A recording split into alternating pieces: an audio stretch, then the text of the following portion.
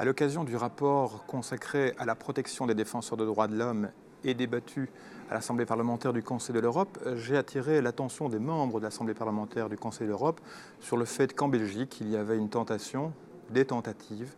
du gouvernement fédéral et en particulier du secrétaire d'État à l'asile et à l'immigration,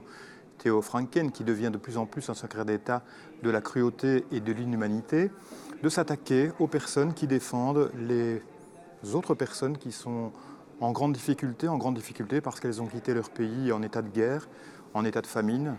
en état de pauvreté extrême, en état de violence ou de terrorisme, et qui n'ont qu'un seul but, qu'une seule issue, arriver sur des terres plus pacifiques et plus harmonieuses. Je voudrais quand même rappeler qu'en Belgique, aujourd'hui, on enferme des gens parce qu'on les considère comme irréguliers. On va même plus loin, on arrête des journalistes qui font leur travail dans le cadre d'un reportage, on confisque leur matériel.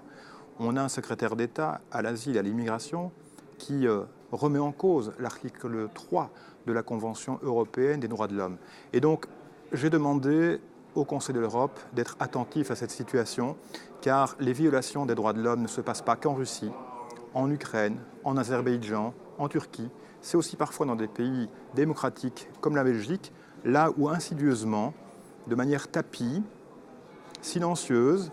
et puis qui avance de manière de plus en plus importante, sur un tempo de plus en plus fort, une sorte de peste